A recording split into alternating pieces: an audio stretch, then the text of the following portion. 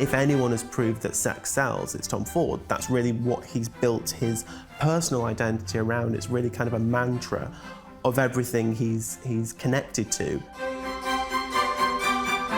In any given era, you have maybe 5 designers who are really moving fashion on all the time. And Tom was definitely one of those 5. You always see Tom Ford as an individual identity. You always see Tom Ford, in a sense, as a brand. The fact it was Tom Ford's Gucci. It was Tom Ford's Yves Saint Laurent.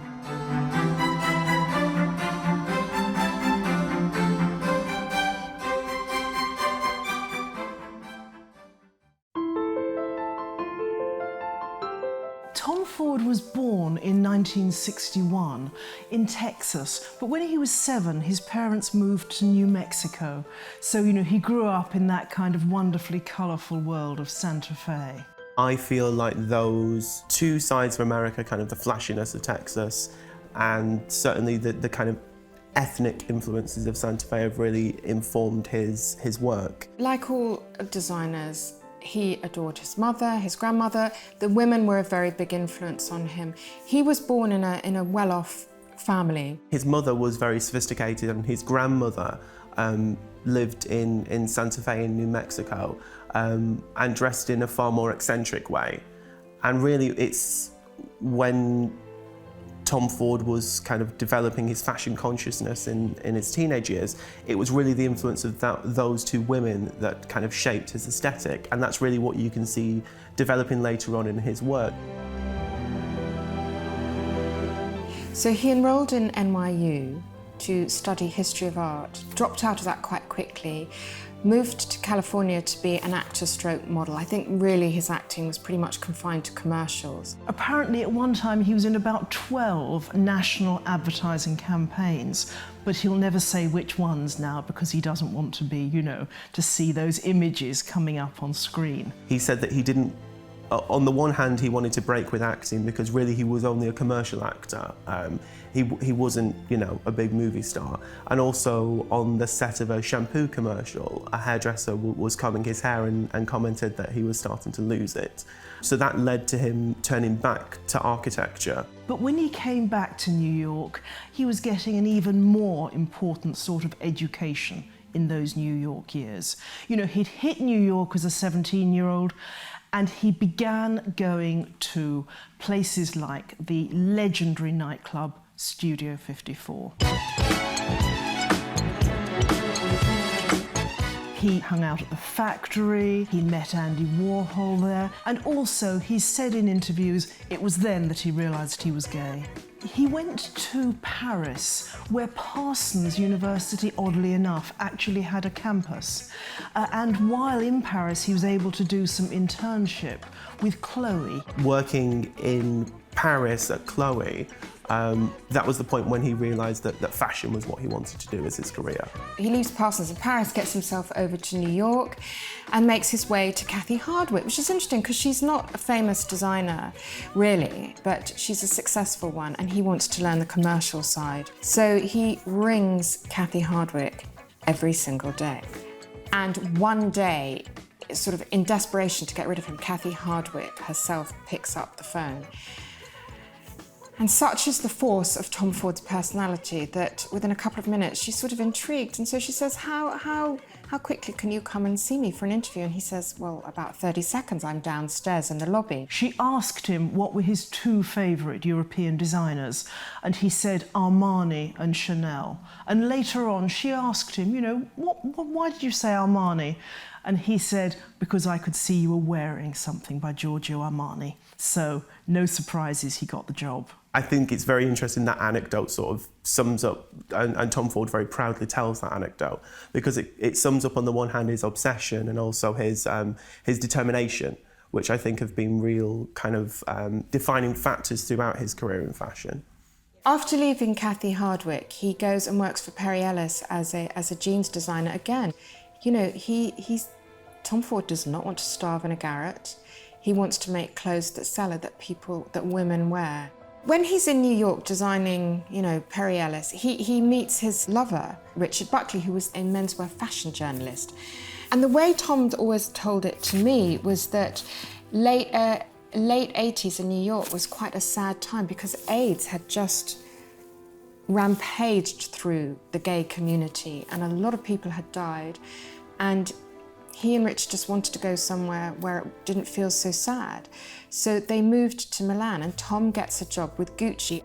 And in those days, Gucci didn't have much to show for itself. It did handbags, it didn't really do ready to wear. Nobody was interested in the handbags, nobody was interested in the Gucci logo. When Tom Ford went to Gucci in the early 90s, it was really seen as an incredibly passé label. There was lots of infighting amongst the Guccis. The wife of Guccio Gucci had him murdered and was then locked up in prison. So they were very much kind of a tabloidy, scandalous family. And that's what the name Gucci was known for rather than it having kind of a fashion presence. He became creative director in 1994, and really what Tom then started to do was to try and sharpen up the image of Gucci. I think it's quite interesting that he focused on the image, perhaps over and above the clothes. The first collection that kind of really broke ground for Gucci as an entire image was Tom Ford's Spring 1996 collection. That was, again, very, very rooted in the 70s. It was actually rooted, I would say, much more in the Californian idea of the 70s. Amber Valletta wore a pair of velvet Gucci hip huggers with a double G Gucci belt and a satin shirt open to the waist, and Madonna wore exactly the same outfit at the MTV Music Awards. Leading on from that, his Autumn-Winter 1996 show was the one that really caused a sensation. It was inspired overtly by Halston and Halston's collaboration with Elsa Peretti. It featured floor-length white silk jersey gowns with holes cut out over different erogenous zones and pieces of jewellery set into the holes, kind of really emphasising the skin and the body beneath it. It was this sexy, very confident woman, but she wasn't trussed up. It was very clever and so comfortable, and also it just summed up that era. The ad campaigns were photographed by Mario Testino with the styling of Kareem Rockfeld and creative direction by Ford himself. I once heard them described as kind of a 70s fantasy of people behaving slightly badly in an underfurnished house. What they represented was this kind of fancy lifestyle, was a lifestyle that the word Gucci could start to represent. And coming off the back of grunge, it suddenly looked incredibly glamorous. It was about people wanting to kind of reclaim the idea of sexuality, which had been incredibly taboo throughout the 80s and the early 90s. And really, I think it's that hardness, that sleekness and that sexiness that came to define Tom Ford's Gucci. It's not about the 70s, but it's about a very particular aesthetic. So a very short time after he'd taken over at Gucci, their income had actually doubled. So much so that 3 years later they were able to buy the house of Yves Saint Laurent. The designer Yves Saint Laurent was still alive and had already appointed Albert Elbaz, who's now the designer of Lanvin, to succeed him. As part of the deal, Tom Ford had to be the designer of Saint Laurent. It was the only way that the shareholders would sign off the purchase of the company. So Tom Ford in October 2000 presented his first collection for Saint Laurent. In terms of the fashion industry and in terms of their impact, they were very well received by the press. Yves Saint Laurent himself was extremely unhappy with the designs that Tom Ford created for the house. Tom Ford is famously called the king of sex, and a lot of that, I think, dates from these late 90s, turn of the millennium years. There was that very famous ad for the Yves Saint Laurent perfume Opium. He got Sophie Dahl naked except for a pair of stilettos and a fabulous necklace, posed, of course, so you couldn't really see anything, but even so, the ad provoked an absolute storm. From Yves Saint Laurent's point of view, he saw Tom Ford as this American interloper coming in, smashing apart the house that he built, changing the logo, changing the shop interiors, changing everything that Yves loved about his house. At one point, Yves Saint Laurent, the man, actually set up his own boutique selling reissued versions of his designs just up the road from Tom Ford's Yves Saint Laurent boutique in Paris. And I think there was a legal battle to close it down. From Tom's point of view, Yves Saint Laurent was somebody that he'd referenced repeatedly at Gucci. It was a designer that he admired incredibly, and someone that helped to kind of cement that aesthetic that we now so associate with Tom Ford. So for Saint Laurent to hate what Tom Ford was doing under his own name, I suspect was really hard for him.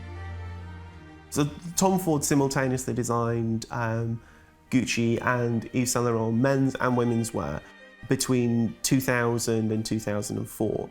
After his 2004 season, both Tom Ford and the CEO, Domenico De Sole, left the company. It was hugely successful what Tom did at Gucci, not just critically, but commercially. I mean, I think by 1999, the business Gucci was valued at $4 billion, and Tom had a big personal financial stake in the business. He was living the Gucci high life by then. Then in 2004, Pinot Printemps Redoute, as they were then called, buy up Gucci, and there's some almighty disagreement, and Tom just walks away. He actually gets very depressed for a while, and of course he does, because he's lost a sort of major part of his life. He's built this brand up from nothing.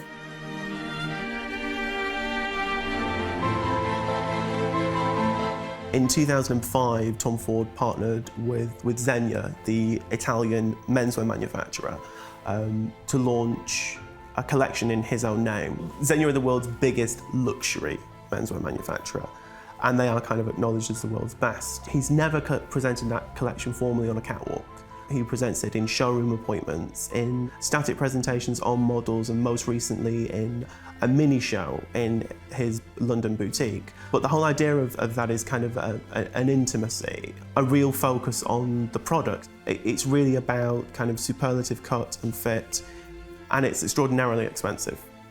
I think that a pair of Tom Ford socks will set you back about £100. His menswear is very opulent, and if you ask him, he thinks it's very English. I don't think it's English at all. I don't know any Englishmen who wear sort of monogrammed slippers and sort of Noel Coward velvet jackets, which is what he was doing. But no matter, international men with a lot of money like that look, and he also, you know, pulls off this great coup of dressing Daniel Craig in Quantum of Solace.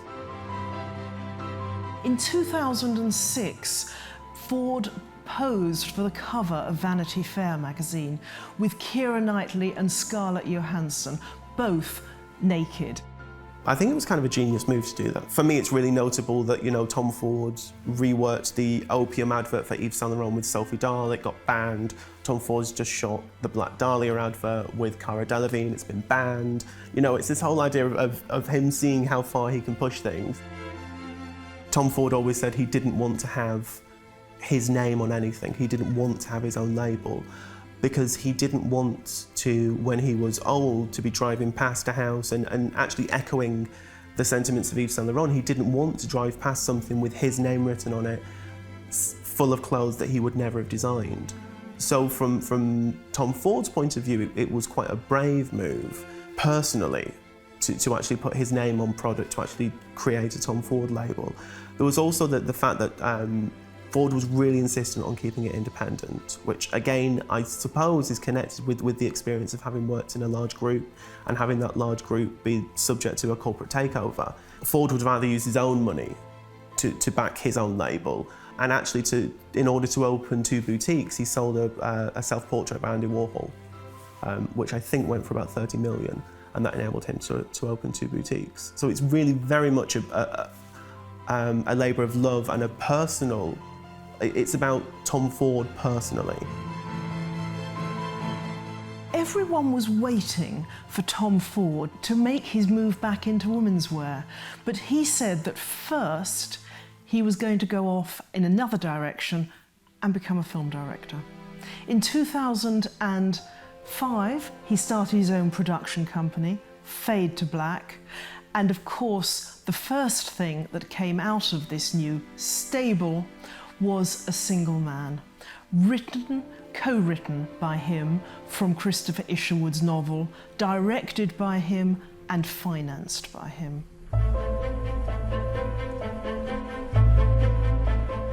I think it's absolutely extraordinary that a designer goes off and does this film, and at the time, of course, everybody was incredibly sceptical. I mean, I think people thought it would bomb. I mean, how could a designer possibly be able to direct, write a film? This was hubris on a sort of terrifying scale because it's so public. The film divided people, but most people absolutely loved that film, and it was incredibly well received critically. If anything, it was criticised for making everything look a bit too beautiful and a bit too glossy. No surprises there. But nonetheless, it garnered its collection of awards, notably for Colin Firth's performance. I think the idea of Tom Ford going into directing Hollywood movies is quite obvious. The way that Tom Ford always approached creative direction was with a kind of movie director's eye. He was never just thinking about the clothes, he was never just thinking about the handbag. It was always about a character, it was always about an environment, it was always about a certain story. And it was always very much informed by Hollywood films. You could sense at a Tom Ford show the films that he'd been watching, the references he was looking at. And like a really good film, you knew the kind of era and the feeling that he wanted to evoke with it all.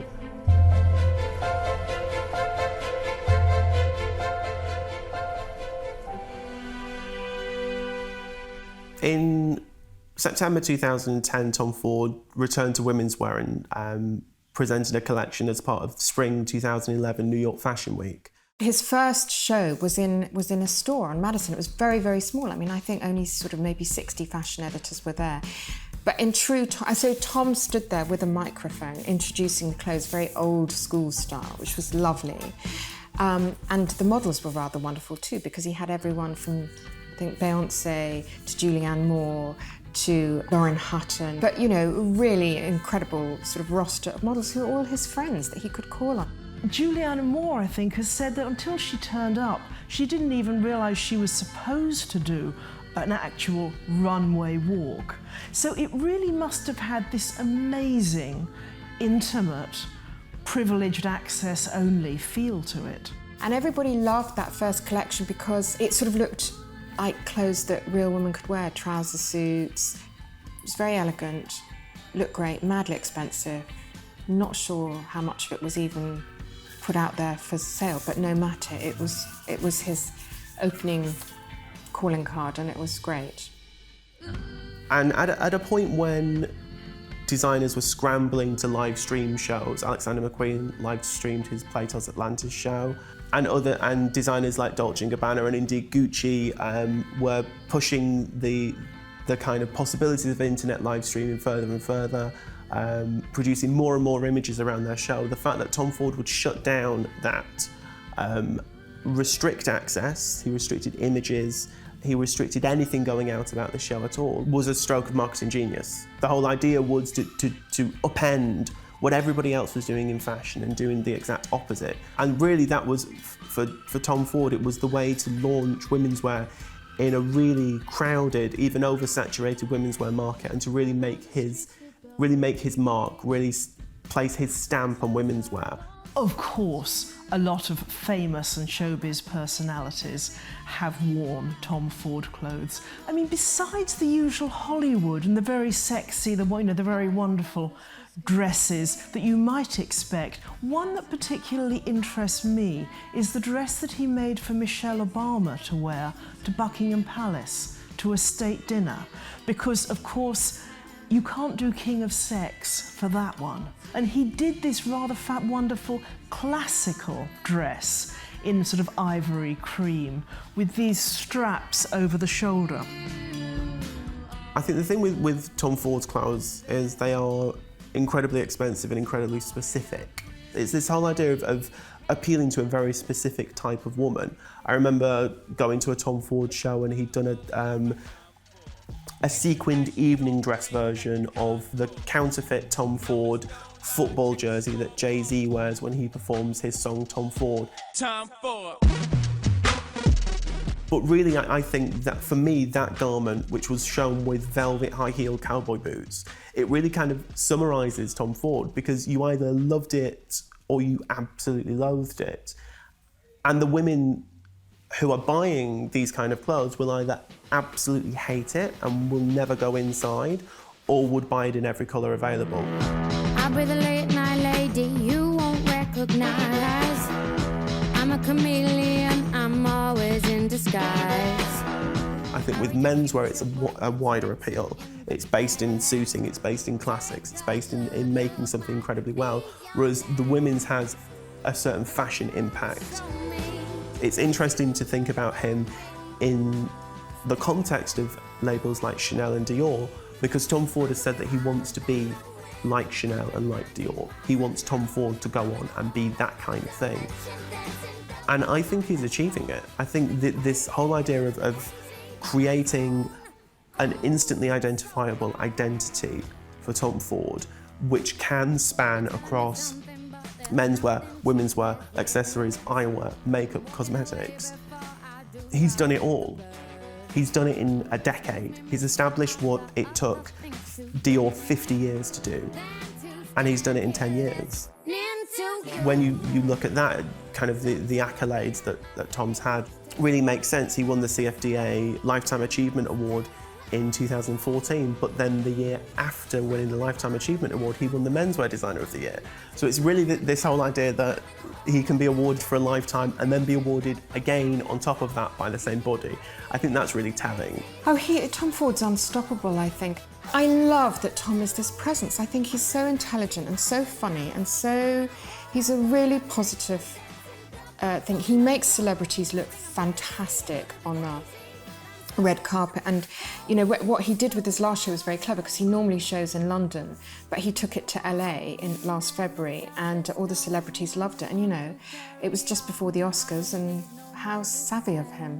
The reason that I love Tom Ford, the reason I think Tom Ford is such a strong designer, the reason I think Tom Ford has such prominence on the international scene is I think it's incredibly honest. This is genuinely the way that Tom feels people should look at this point in time. I think he's often denigrated as a marketing man and as a pure image maker, but what people kind of forget to realise is that there's real truth behind those images. That's why it all works, that's why it has worked, and that's why it continues to work today.